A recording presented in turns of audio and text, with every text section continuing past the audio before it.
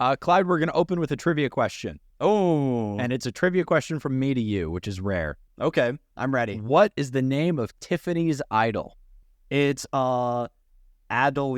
Adelicia, well done. Welcome back, everybody, to Survivor Analytics. Today we're talking about Season 46, Episode 6. I'm the voice of the people. My name's Jack, and with me, as always, the true expert. Say hi, Clyde. What's up, party people? The buffs have been dropped. We are into the Mergatory right now. Another terrible twist of the new era, in my opinion. I just wish we were at the genuine merge. But we've talked about the Mergatory a bunch, I feel, on this podcast at this point. And I want to hit on one thing about the Mergatory as a whole. Here at the top of the episode, something that happened in the bottom of the episode. At Tribal, Jeff says something along the lines of, this is an anomaly, having 7 players immune at Tribal Council. No, it's not. Like, it's not anymore. Jeff is not allowed to say that. I don't like the Mergatory, right? Obviously, I don't have the background to dislike it as much as you do, but it doesn't make much sense to me. It rubs me the wrong way that Jeff is like, whoa, this is crazy, guys. Who would have thought this would happen? Maybe Jeff's comment is true by like a technicality. Like in the past, there have been Mergatories where 6 people are immune or 8 people are immune, but not 7 on the dot. And that's what he's referring to. But I'm down on the Mergatory. I think it's better for new viewers in that there's a smaller number of people vulnerable. So it's a little bit easier to keep track of who could be going home in that situation. But I just think it's bad in the sense that you create this odd power structure right at the beginning of the merge, where you have the people that are immune, they can essentially call the shots, and the people that are vulnerable need to just follow their wishes. Like, I think it's very risky to be one of the vulnerable people at the Mergatory and attempt to direct the vote. I disagree with Venus's decision, which we'll hit on later. Oh, yeah. I mean, it's a big removal of agency for half the tribe. It's that combined with it's essentially a fake merge where we're going to have the Mergatory this week, we'll have the split tribal council next week, and we don't have an authentic vote where one person is immune and everybody votes until the final 10. Yeah. So ridiculous. The fact that they even include merge in the title is a bit misleading. It is. But so to hop in, let's start with an animal shot, my boy. Oh, great. Oh, yes. We get one right off the bat. It is nighttime. We're in night vision as Siga comes back from their first tribal, and we get a shot of a bird that looks absolutely terrified right before we see Mariah looking absolutely terrified because she was on the outs of the vote, the one Siga tribal. And we get this very strange discussion at Siga. It's like the Vibe Tribe is trying to repair the cracks in the Vibe Tribe. And crack, I think, is the operative word in this episode. We get this thing of Ben saying, Mariah, whether or not you wrote my name down, it's all good. Tim talks about how she's a valuable member of the tribe. It's a weird level of compensation. And I don't know, did this strike you as odd, this little bedtime chat they all had? It's exactly what I expected, given what we already know about Siga. Like, I would have been shocked if that group went back to camp and everybody was arguing with each other. Yeah. I kind of knew that they would do whatever possible to patch the relationship with Mariah, and it seems like it works. Mariah has a confessional where she is genuinely debating if she wants to stick with Siga come the Mergatory. Yeah, and we hear from a few different Siga members going into Mergatory. Siga strong, right? Tim, I think, is one who says, yeah, we're not showing our cracks. We want to appear as a unified front going into the merge. But that's all I have before the dropping of buffs. So shall we officially do it? The only other thing I have before, well, I guess this is at the dropping of buffs. When Yanu receives the letter to start the Mergatory, they take their buffs and throw them in the fire. And as a Survivor superfan, that hurt my heart.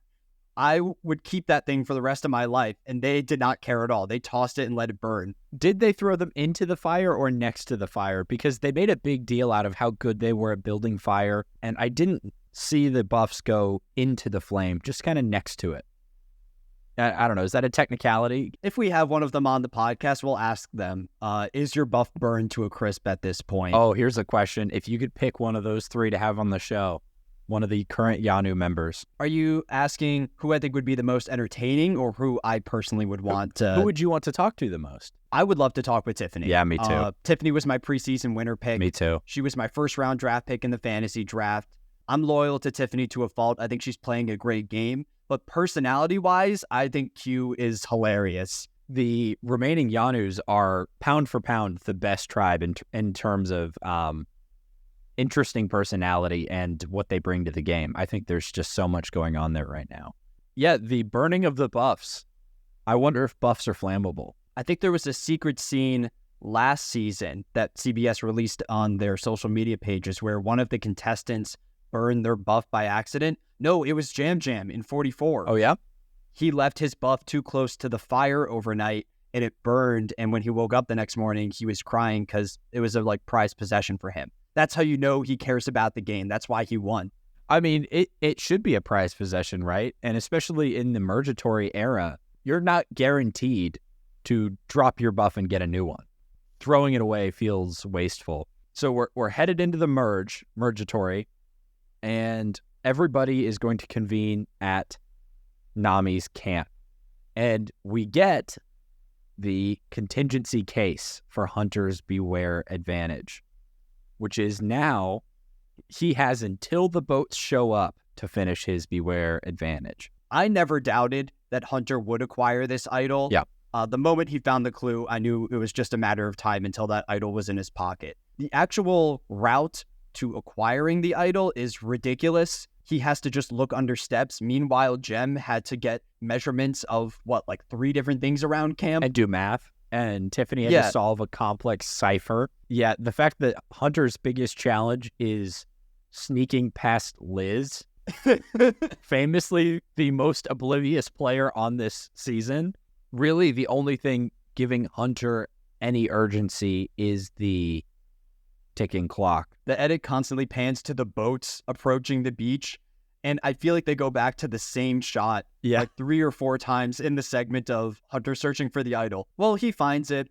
My big highlight from that entire idol search segment was the part where he leaves the Nami camp to go to the stairs, and when he walks away, Venus asks Soda, "Oh, what do you think he's thinking about?" And Soda immediately snaps at Venus. And she says, whoa. I don't know. I don't have ears everywhere. You could tell this Nami group is slowly falling apart, and there's a rivalry there between Soda and Venus. See, I didn't pick it up in that direction at all. I heard it completely as Venus says, where do you think his head's at? Soda's like, I don't know. You could go ask him. And Venus takes it personal. I didn't take that as Soda snapping. A whole lot of these interactions where Venus is like, you're my enemy and I'm on the bottom and it's King Tevin and Queen Soda, right? I think a lot of it, and maybe it's just my interpretation of the interactions, I am not seeing the negativity that Venus is perceiving. I mean, if you took it that way, totally fair, and maybe I misinterpreted, but I keep thinking Venus is wanting to be the villain more than she is being pushed into that position by other people. It feels like she wants to put herself in a archetype more than she actually is in the archetype. Yeah, because I think part of being a great Survivor villain is the ability to orchestrate villainous moves. Yeah. And no one on this cast seems to trust or really like Venus that much. No, nobody. But we'll talk about her a lot more later on. Couple quotes as the boats are arriving. Tevin says the monster is coming, which I really liked. It was just kind of ominous. And Kenzie has a great quote, maybe Kenzie's best quote this season so far. I'm like a cast iron skillet that's been oiled up and seasoned, and they're like store-bought nonstick pans. When she's talking about the difference between Yanu having been to tribal and the other tribes not really having been to tribal. I want more hair salon analogies from Kenzie. Oh, come on. Because that's her job, right? You don't make everything about your job. If you compared everything to Survivor to teeth and to dentistry, I wouldn't be happy. Okay. It'd be miserable. Well, that's Kenzie's archetype. She's the hairstylist. That's not her archetype. She's the cool hair and the crazy tattoos. I want her to lean into it. This is why I love Ben. because Ben recognizes that I'm the rock and roll guy, and everything he says on this show is related to that topic. So yes, Ben is absolutely rock and roll guy, and that's totally his character. I don't think Kenzie is hairdresser, though. Kenzie is very blue eyes girl. This is a big merge, almost as big as my blue eyes. She has talked more about her eyes than she has about hairstyling in the season. Oh, I think now that we're at the merchatory, we'll get at least one scene of Kenzie braiding somebody's hair. Oh, 100%. And honestly, I put money on it being Charlie. like I could totally see that happening. Yeah, everybody arrives and we get the chaos of all of a sudden, 12 people on one island. 3 + 5 + 5 is 13. Yep, that's 13. Oh, yeah, we're at 13. 12 votes, 13 people. Oh, of course, because of Hunter, because he doesn't know his Survivor season logos. He responded to my video last week of me listing every Survivor season. He corrected me because I said he built them in his backyard, and they were not built in his backyard. They were built at his school. There was definitely footage of him doing it in his backyard, though, like doing one of the challenges. But I think his point is that he didn't build them just to train for himself. He uses them as an educational tool. The first big note here when they arrive on the beach is that Siga intends to share this lie that the vote against Jem last episode was unanimous. And the reasoning for that is they don't want Mariah to be perceived as a free agent that Nami can pull over to their side. They don't want to show any cracks. And Mariah agrees to this plan. So what do you think is the rationale on her part in following this lie? I think it's that she's in a tribe that is not inclined to play name for a name. The Vibe tribe is, by their very nature, by what they've presented themselves as and developed into, they feel like a tribe that would never go name for name and be willing to, swap eliminations, right? And so I think she's comfortable sticking with the majority, right? Because Siga at this point is a majority. Mariah is somebody who has said pretty publicly in her confessionals that she struggles with going out of her comfort zone and talking to people and making relationships. There's a moment pretty early on where Venus compares herself to Mariah, and I was like, that's not accurate. They are so different. It's accurate in the sense that they're both on the bottom. Well, but the reasoning for them being excluded is different. They are similar in position in the game, but Venus makes a personality comparison. And personality-wise, they are extraordinarily different, right? Where Venus is willing to go talk to everybody and anybody. That's not something that comes easily to Mariah. So if she feels okay with her current tribe, they've done a lot to reassure her, right? Even immediately after the fact, even Ben was reassuring her. We never get any inkling from Ben that he really felt threatened by her. It's kind of the path of least resistance for her to stay with the pack. I mean, in this game where nobody's wanting to show their cracks, well, where her tribe isn't wanting to show their cracks, the amount of space to operate as a free agent, if you will, right? Somebody who's willing to abandon their pre-merge tribe. Venus takes up all the oxygen in that space. It doesn't feel like there's room for somebody else to be kind of going from group to group.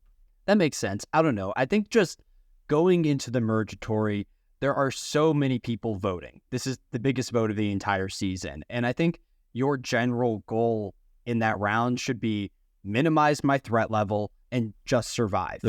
Because people are just looking to latch on to the easiest target possible. Yep.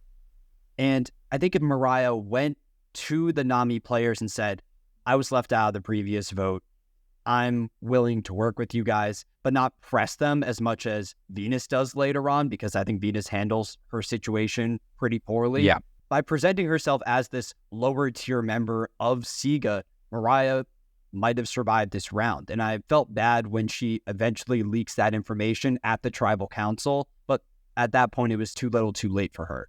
Before we get to the challenge, right, in the mergatory, we see a conversation between Q and Mariah that seems pretty innocuous at first. They're just talking about their games, talking about who they like, and Mariah says her favorite player, like the player that got her into Survivor, was Aubrey Bracco Aubrey. from Survivor Co. Wrong, Season 32, Survivor Game Changer, Season 34, and Survivor Edge of Extinction, Season 38. A 3-time player. In a tweet's worth of words, break down that character's archetype. Aubrey is your underdog.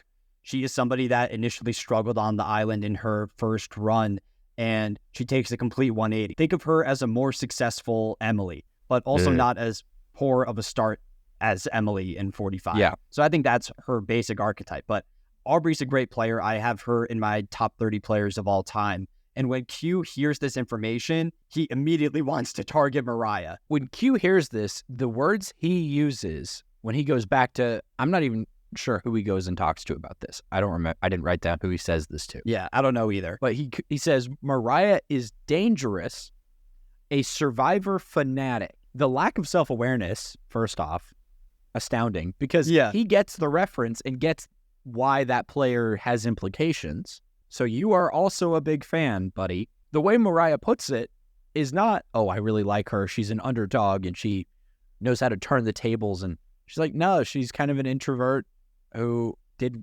well, and that's what got me into the show. Like, she doesn't present it as, I love her gameplay. It's not like saying, oh, my favorite player is Russell, and I'm going to burn your socks. He runs with it so far. And I got to be honest, that felt like the first time in this episode that Mariah felt remotely in danger. You know, as you were saying earlier, in terms of keeping a low profile, this conversation could have just been a, good to meet you, we're on the same beach now. Let's compare our journeys. And Q runs with it so much that I think this is what raises Mariah's threat level. I think Q was already eyeing Mariah as a potential threat because you need to think behind the scenes. Like, production selects every one of these contestants for a reason. And you look at somebody like Q and you know why he's on the cast. He's your meat boy of the season, right? Boy.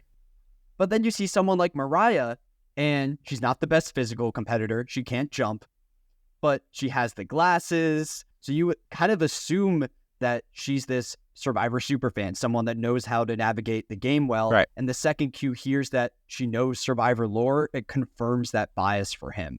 I think Mariah could have given really any contestant, as long as it wasn't, you know, like Chicken or Jelinski. Like, as long as Mariah gave a competent player, Q was determined to target her no matter what. I'd love it if Mariah was like, yeah, my favorite player is James. I really see myself as a similar archetype to James. Maybe that's the strategy. And say a player that is nothing like you, is either nothing like you or terrible at the game of Survivor, so people don't think much of you at all.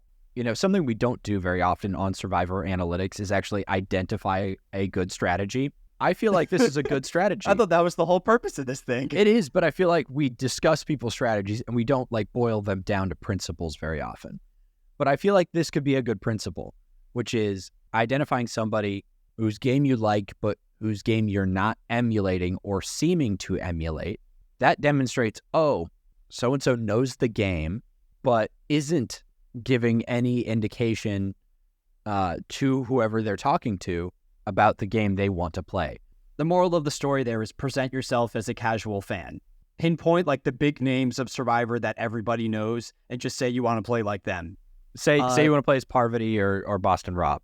Other things I want to talk about before we go to the immunity challenge. These are more of the intertribal discussions. Can we talk about the Meat Boys? What about the Meat Boys? I want to talk about the Meat Boy majority, the MBM, as I started referring to it throughout my notes, because 2/3 of the MBM is rock solid.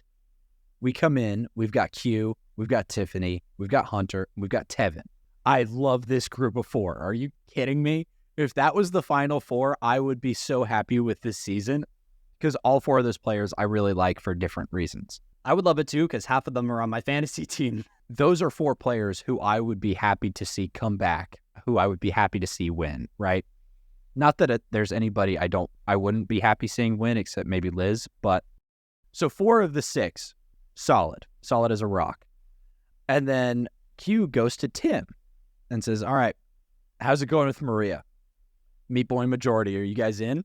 And he's like, yeah, I should really talk to her, because it hadn't occurred to Tim to approach his number 1 ally about this majority at any point in their transition from life at Sega to life in the Mergatory camp.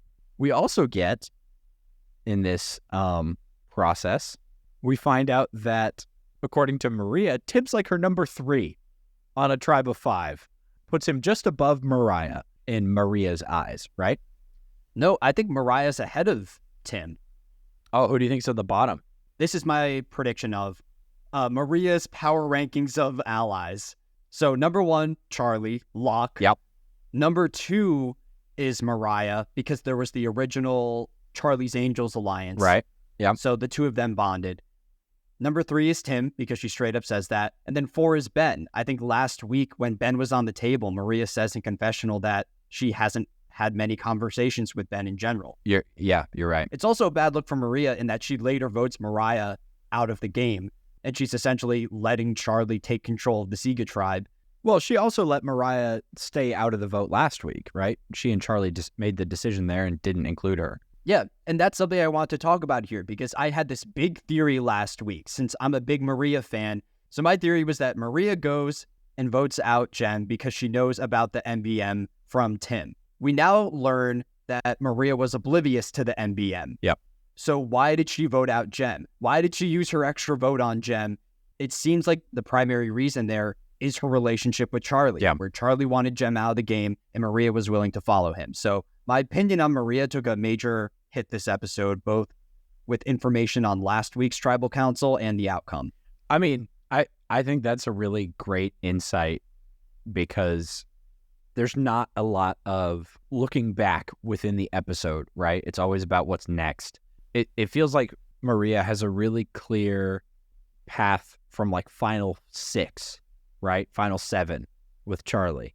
But how she's going to get there is not exactly clear. With that said, I think Maria has a lot of options moving forward, where she still has the Sega contestants and she has the Meat Boy majority. Like, she could play those two sides off of each other, and it seems like no one else in that Meat Boy majority is willing to flip on it. Oh, well, I think it's pretty clear, at least from what Q has said, and I think he establishes it with the other 3.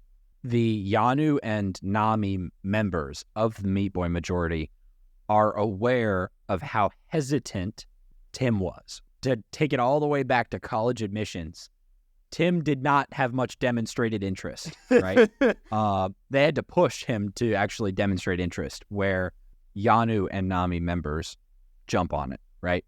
And so it feels like there's 6 there, but there's a core 4. So moving forward, does this mean anything? Like, will the Meat Boy majority never really come together? I'm guessing now that the season will be dominated more based on those original tribal alliances as opposed to the cross-tribal ones. Well, we'll see. You're holding out hope? Like, here's the thing. It's hard to predict trends like that when you have the half the tribe is immune and then next week the split vote. If we had a normal vote next week, I could see the Meat Boy majority playing a big role. So last thing I want to hit on before the immunity challenge is Venus, who we talked a little bit about earlier. Yep. I think Venus is an interesting player to evaluate in that many of her reads are correct. Mm-hmm. Like, she correctly identifies Mariah as somebody that she should work with. Later in the episode, she correctly identifies Charlie as a central strategist of the Sega tribe that they should look to eliminate. Yeah. But she's unable to get anybody on board to work with her. And I think that's kind of the foundational skill of any great Survivor player. Like, it doesn't matter how correct you are if you can't rally a group of people behind you. I'm worried about Venus in the long term of this game. I think her ceiling right now is a 0-vote finalist. Absolutely. I could totally see her having like a Jake-esque arc where throughout the post-merge, she's constantly trying to get people together saying, let's overthrow the majority, let's flip this game on its head, and no one really takes her seriously. Like, it's almost worse to be active from the bottom than it is to be like Liz, who I'm guessing is respected a little bit more by the other contestants. I mean, I think that line right there, what I wrote down is Venus is pushing for cracks in the other tribes, is emphasizing how clearly she is a crack in Nami, right? And how her aggression is emphasizing her isolation. She's coming off as desperate, and at the same time, she's coming off as not very nice, right? She talks to Hunter and calls him a meat shield. She talks to the Sega people and afterwards says, I have power in this game, and if you don't see it now, you'll see it very soon. I don't believe it. I don't see it either. We get a line later in the episode where Tim says, everybody agrees that Venus is a snake, and some people agree that Mo is a threat. Nobody trusts her. The way she presents herself, the way she talks to people, right? And this is where, in those interactions with Soda, I'm like, I don't know if Soda's being short or if Venus is just kind of interpreting it that way. And perception is a big part of interaction, right? But to go back to the thing about Jake, it is such a shame that Jake, the nicest guy on paper, could have the same run as Venus, the want to be villain. So I do think you're spot on. It just bums me out that Jake and Venus are in the same conversation. I'll also say that Venus's whole strategy of a name for a name makes zero sense to me when she's on the bottom. Yes. Like, her approach there should be, I'm on the bottom of Nami, you guys tell me a name and I'll vote your way. It shouldn't be this like exchange of information, because then Venus comes across as self-interested. Like, she's trying to figure out the gaps in both groups. That way she can come to her own decision. And even if that's what she should do strategically, you don't want the Sega members to know that. You want them to perceive you as this lost puppy at the merge. And the name for name implies to Sega that she could rally Nami to do something, which she can't. Yeah. She's trying to simultaneously trash Tevin and Soda and Hunter and then say, don't worry, guys, I'll get them to vote for whoever you want me to. She really wants to have her cake and eat it too. I don't understand that phrase, by the way. Oh, I don't know where it comes from. Yeah, it's a weird one. If you have your cake, why aren't you eating it, right? Want to go to immunity? Let's go to the challenge. First thing, I think the drone shot coming into the challenge is getting longer every episode. I wrote that down too. It's starting further out in the jungle every episode and going, all right, where is it? Where is it? A little bit too much there. I hope we get to a point where you get to see the like production assistant setting up the drone and then sending it off. Like, we get the whole behind the scenes footage. I'd love it if there's a picture-in-picture and the drone is starting in America and it's on its way to Fiji every episode. Yeah, I want to see the manufacturing phase of the drone. I want to see it going through the conveyor belts. As soon as the camera turns on and that drone comes to life. Like, and we start the challenge with a little bit of sassy Jeff. Did you notice this? Oh, no, I did not. So when Jeff takes the team immunity or tribal immunity idols away, Soda is very confused because this is a team event.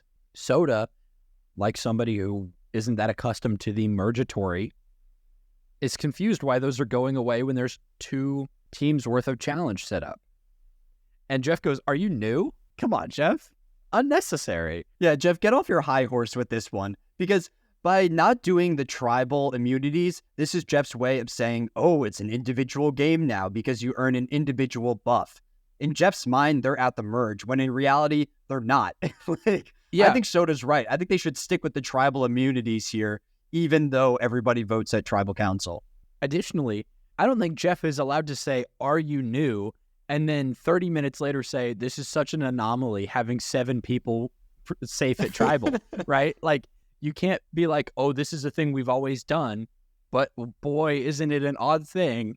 The challenge itself, just to break it down very, very quickly. Do we need to break it down? Yes. It's an obstacle course with a puzzle at the end. It's the same as every other new era challenge, Jack. Are you noticing a trend here? I write it down every time, so I'm not going to waste my effort. Mud, net, cart, sandbags, tower, climb, keys, boulder, climb, puzzle in 3 parts, everyone on puzzle is what I wrote down. Yeah. Everybody has to take part in the puzzle. There's a couple big climbing things. It's the same pieces from a dozen other challenges we've watched. I hope at some point in the future, a Survivor player goes on the show and says, oh, my favorite challenge is the Mergatory one from 46, with puzzle keys. But let's not even dwell on the actual content for right now. They're drawing rocks. Winning team will get the standard merge rewards. They will get their buffs, merge meal. They won't be eligible to vote or eligible to be written down at Mergatory Tribal. they will still get to vote, of course. 13 people, so there will be 2 teams of 6 and one. I wrote down, I'm calling this odd person out the gambler. Oh, so we draw rocks, and it's probably the wildest distribution we could get here. On team 1, Charlie, Soda, Liz, Maria, Mariah, and Venus. And as they go down the line, they all say their heights because they're all like 5'5", which I thought was really funny. Well, they know at that point in the challenge that they're going to lose. On team 2, purple team, Tevin, Hunter, Q, Tim, Ben, and Kenzie. And then the gambler is Tiff, who unsurprisingly picks the team full of meat boys. Yeah, this is the ideal Jack team. All the meat boys in one place. I'll tell you what, I was pretty excited for this. I thought it was going to be such a blowout that it wasn't even going to be fun to watch. What do you think about this, though? Because I saw people online campaigning for a schoolyard pick in the Mergatory Challenge as opposed to a random rock draw. Like, do you think there's something wrong with the game in that we leave this up to chance? I mean, I think there's something wrong in the game that we're doing this at all. Like, because if you do a schoolyard pick, right, what you're going to have is you're going to draw rocks for the 2 captains. You're going to have the weakest physical player in this given challenge is going to be the gambler, or they're going to be one of the captains, but they're probably going to be the gambler. You're going to have an equal distribution of meat boys, and then the rest of the players will fill in afterwards. It will be a more balanced challenge, and it will be a question of, okay, which 2 tribes have captains, and how does that affect it? Where this takes away the chance of like creating a tribal majority on one side or another. That was my concern, where if you do a schoolyard pick, like you could almost game it so that way all of your allies could potentially be immune. I guess you also have the risk of all of your allies potentially being vulnerable, but you're all in it, right? Yeah.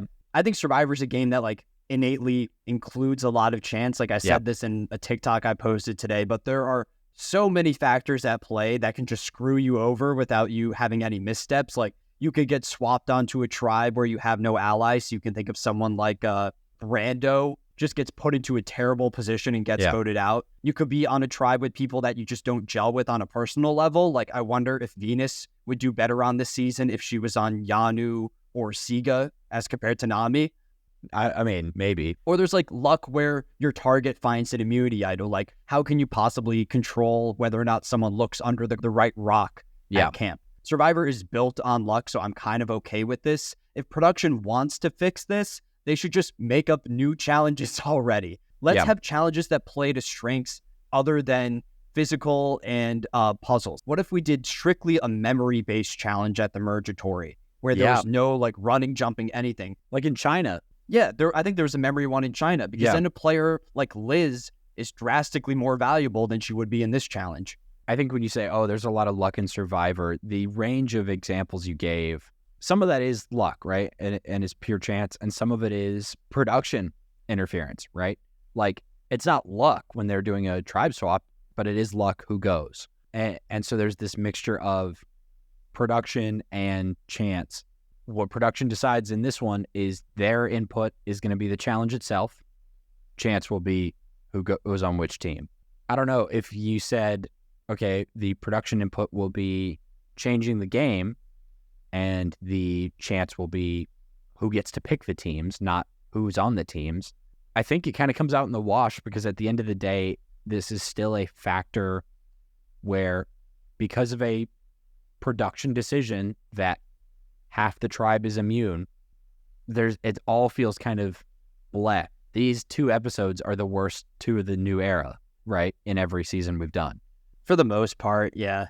The content of the episodes can be really good, but the game structure is the worst in these 2 episodes because of those non-chance decisions. But I was really excited that it was a Meat Boy team. It was still a really close game, though. I guess. It was. It came down to like 3 or 4 pieces. Like it was actually a fairly close challenge, which was pretty surprising given the distribution, right? When you have all the tallest, fittest players on one team, there's a lot of people who are in good shape on both tribes. But when you've got the former college football player, and you've got Hunter, who has been a classic meat boy on one tribe. That tribe's got the advantage. They've got both strongest physical threats. So Purple does win. Purple wins. Fun fact, Tevin and Hunter have yet to be vulnerable at a tribal council this season. They're the only two people. Mwah. Excellent. Beautiful. I love it. And we get to see the merge buffs. They are, according to Ben, a shred red, which I think is just him playing to his character type. Yep, and that's why I love him. I kind of like the merge buffs, actually. They kind of have a Spider-Man thing to them. Oh, really? I didn't check them out too closely. I'm assuming they still have the geckos, right? I think it's geckos, but it looked just thin enough and tendrily enough that it looked Spider-Man-ish because it's like black on red. So Purple wins. Tiffany joins them, so there are 7 people immune tonight, and the people on the chopping block are Charlie, Soda, Liz, Maria, and unfortunately, Mariah and Venus, both of the names that have been coming up already. We head off to the Merge Feast. Before we go to the Merge Feast, I want to talk about another destination. I want you to make a prediction right now. What episode of this season will we find ourselves in Sanctuary, where good things happen? Oh, no. I want you to make a prediction. What number of contestants? I think the earliest possibility is when they want to send them to the Sanctuary. So I don't think it will be next week because you'll have multiple people immune at Tribal Council. So I will say at the final 10. Once it's fully an individual game and only one person is immune at Tribal, that's where they can break out that sweet, sweet Survivor Sanctuary. In my mind, that thing is like a portable shed where they put it on like a cart and then just move it to a different location, plop it down and say, look at the Sanctuary. Oh, it's 100% one of those like Costco sheds that's pre-built. Yeah. And you just have to like put it up like giant Legos. I always wanted one of those. At the feast, there's 2 names that are thrown out. It's Venus and Mariah, which we talked a little bit about earlier. One thing that's interesting about this entire segment is that there's a lot of metagaming here. Yeah.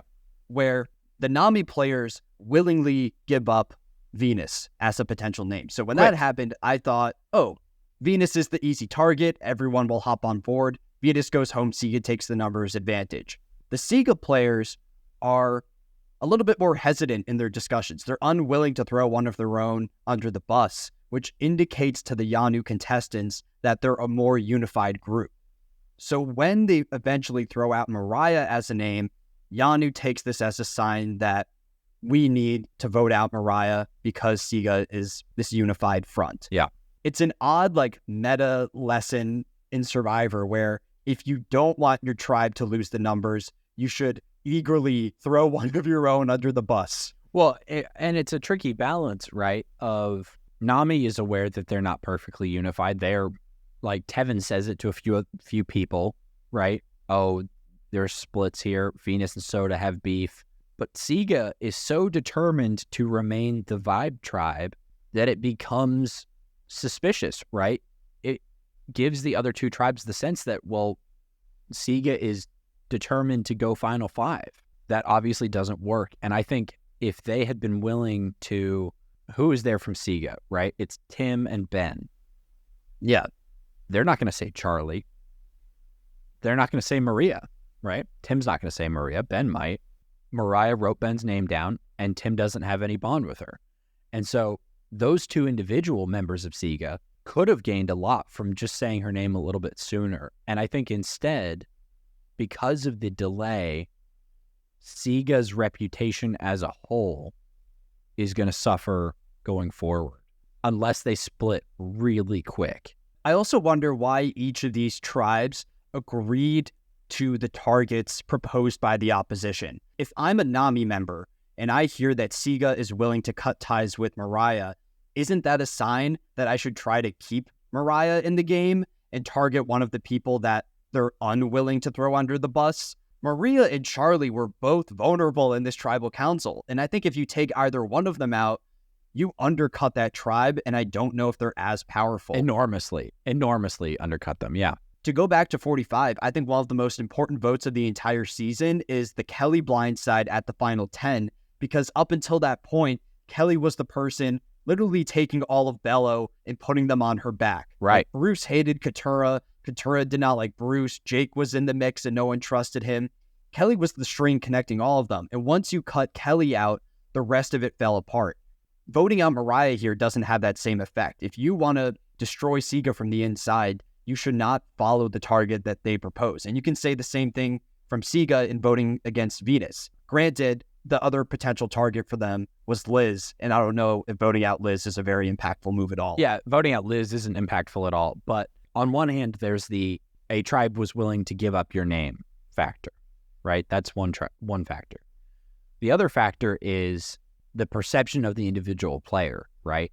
Because Q sitting at this table, Tiffany sitting at this table, Kenzie sitting at this table, Tevin, Hunter, they've all had a conversation already about how Mariah's this huge threat, right? There's already this distorted kind of boogeyman version of Mariah. It's one of those things in a cartoon where the candle is on the floor and makes Bugs Bunny look like a ghoulish monster in the shadow. Oh, yeah. Right? There's that version of Mariah looming over them. Venus is Venus. Everybody knows she's a snake. Mariah, if she sticks around, she could run this game, right? I think there's a element of a little bit of fear in the Nami players. The Yanu members are just willing to go against Siga and take out a number because they kind of fixate on the Siga as block. The fact that Mariah and Venus are the targets of this vote also kind of represents a shift in like modern Survivor strategy, where in the past, we say this all the time, once the merge hits, the big threats are immediately taken out because everyone's scared of them. Like your Meat Boys are typically voted out at the merge. And now that doesn't really seem to be the case anymore. Now it looks like once the merge hits, let's cut out all the bottom feeders and then have the top dogs fight it out amongst each other. Because we saw the same thing in the other New Era seasons. In 45, they vote out, I think it's Jay Maya. Yeah. At the Mergatory, who was on the bottom of her tribe, and we see the same thing in 46. It feels like an elimination of the players that are least likely to make waves. Eliminating Mariah doesn't make any one person look like they're making a big move, right? I think this new trend could come from a fear. If you're Tevin and you say, no, let's go for Maria, let's go for Charlie, that could put a big target on your back. Oh, Tevin's wanting to play a strong individual game immediately. Yeah. There's like this easing in of, oh, we need to still look like we're coherent and we're working as tribes. This needs to be a group thing, not an individual thing. It creates this image of like collaboration between Siga and Nami, where they're agreeing to work against each other's targets. Right. And I don't know if that's really that important. I think players are willing to kind of follow the other tribe's lead because of the split vote at the final 12. Mm-hmm. Like your biggest fear right now is, let's say we knock out a Charlie or a Maria, we undercut the Siga tribe. Yeah. Well, if final 12 rolls around and then we do the split tribal council and I'm in the minority, there's no way those people are going to work with me. Like I need to appease them in the short term. That way, if things don't roll my way at the split, I'll still be able to navigate to a degree. I think that's a big part of it. Yeah. And that's why the split is worse than the Mergatory. I can live with the Mergatory, but I would rather them eliminate the split entirely, which they could have done if they did the Randon medical evacuation and the Banu vote in the same episode. Remember that? Yep. And I said that they could have done it and they chose not to because they want this twist so badly. But that's my mini rant. I think you're totally right. I think the split is the entire reason for this trend of cutting out bottom feeders at Mergatory, right? Couple other things to note here, just because I wrote them down.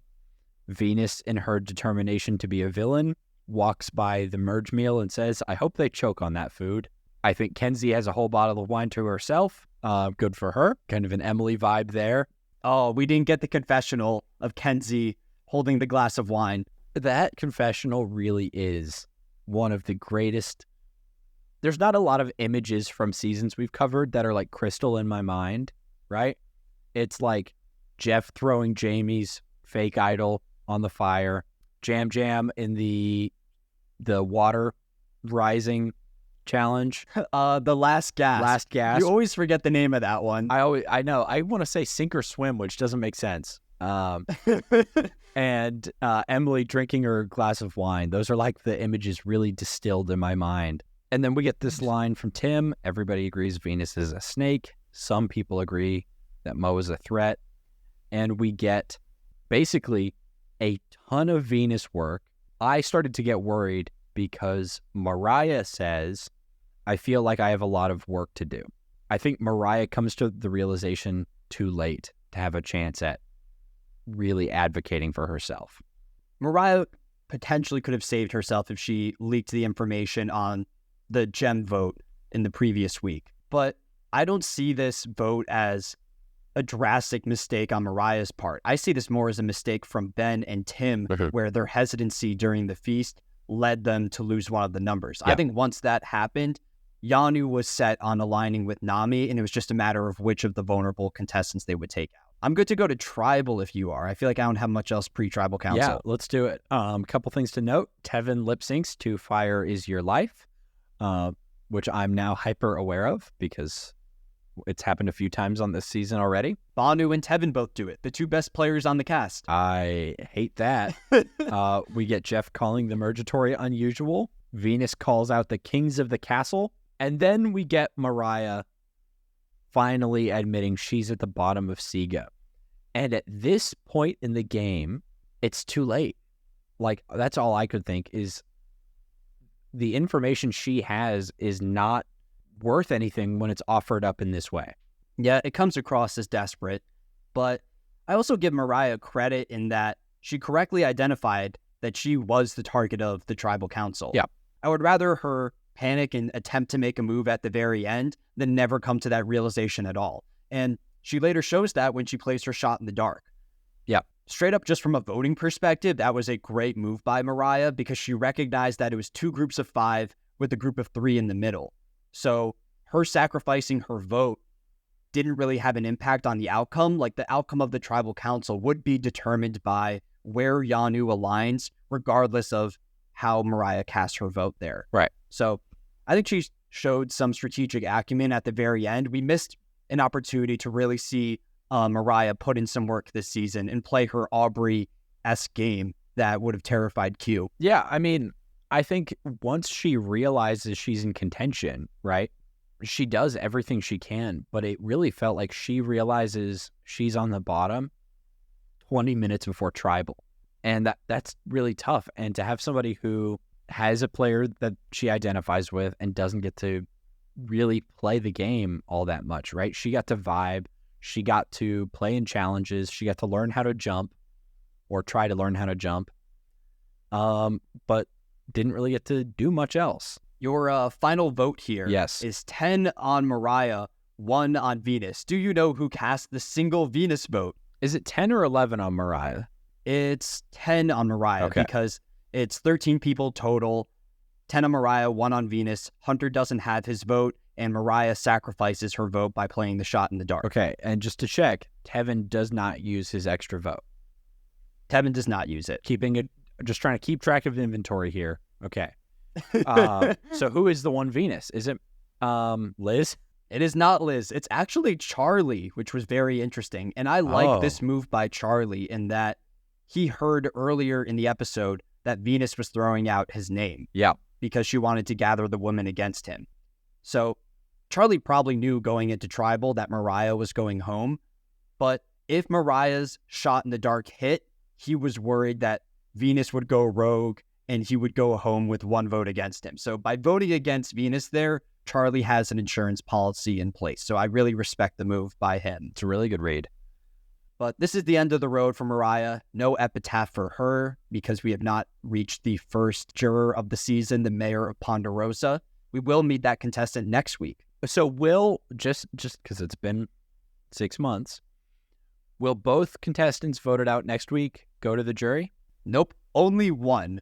It's the one whose group lasts longer in the challenge. Right. So basically, you making or not making the jury is dependent on the best physical competitor in your randomly assigned group at the final 12. Well, we need to save some energy for next week. So let's go to winners and losers. You're so It's fired another up. reason why that twist is so broken, is that you're essentially taking away a juror spot from someone based on circumstances outside their control. But where do you want to start? Well, I just want you to bottle all of that up next week and just be really furious coming into next episode. Let's do losers. Okay, you want to say the loser together at the same time? 3, 2, 1.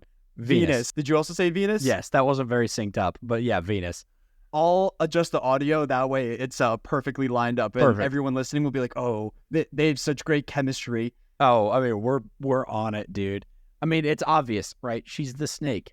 At the top of my page of notes, everybody agrees that she's a snake. At the bottom, she's the loser. It's easy. Yeah, I don't think, as it stands right now, there is a winning Final Tribal Council combination for Venus because so many people seem to not respect her on a strategic level.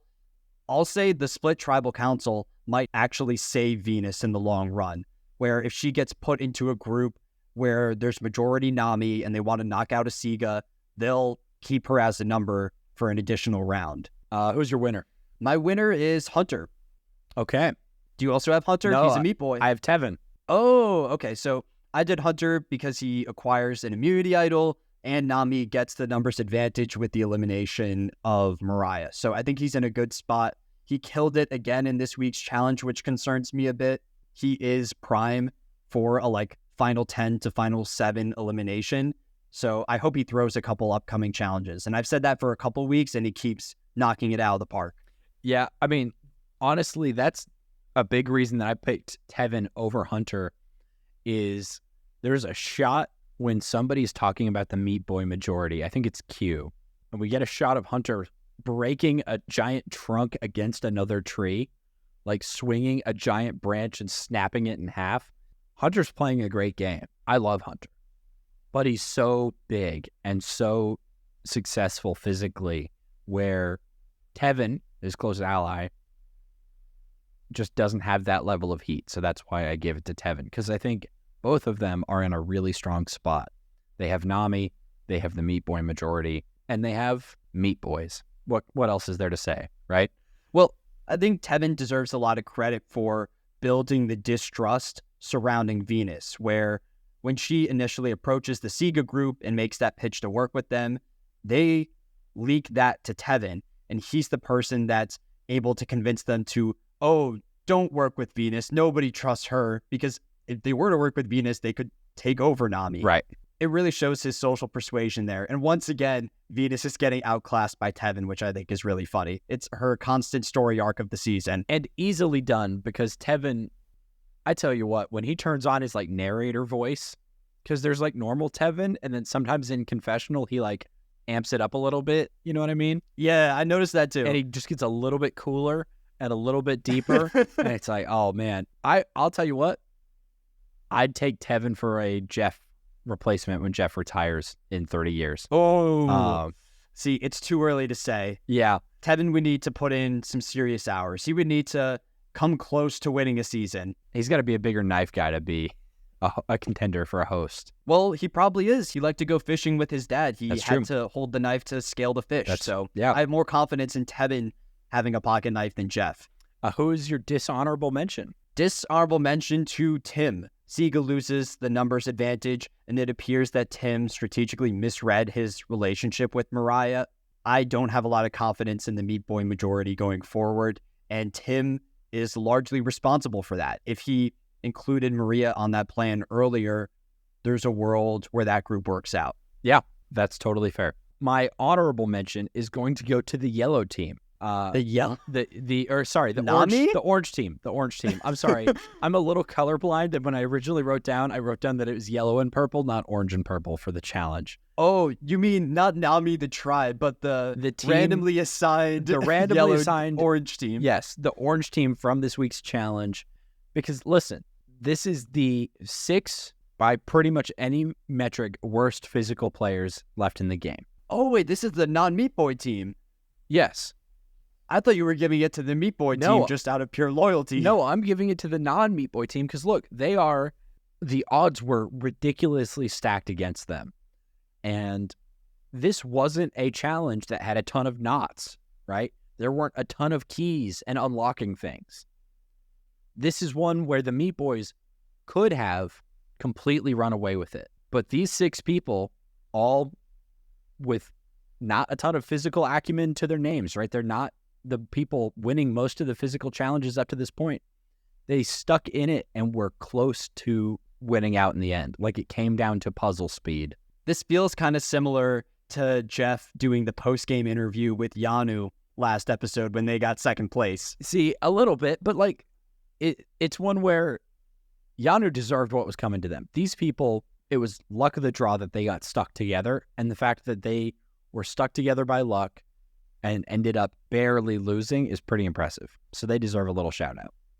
I agree with you. They deserve a shout out. The boomers will hate that, though. Our boomer listeners will be furious that you gave it to the second place team. Oh, listen, the boomer listeners who think that Survivor's gone too woke, but still watch it and still yell at us in our comment sections about, DEI initiatives and body positivity, like, they're going to be angry about whatever. So I don't care. Yeah, I'll find some stats for next week's episode. What % of our listeners are boomers? I think most of ours are millennials. Yeah, I think so. Last time I checked. I believe it. But hey, the boomers drive traffic, so what do we care? But that's everything I had for this week. Looking forward to the best episode of the season next week. Whoa! The historic split tribal council, where let's just roll the dice and send someone home based on pure luck. I'm excited to come in angry. I'll say that. So I'll say this now. There's a legit chance that one of our favorite characters goes home next week because of based bullshit. on just like an unfavorable swap. I hope it doesn't happen, but I wouldn't be surprised if we're talking about like a Tevin elimination or don't break my a heart. Maria elimination just because they were essentially swap screwed. Like, that's a legitimate possibility. Well, tune in next week to find out how the roll of the dice ruins the season.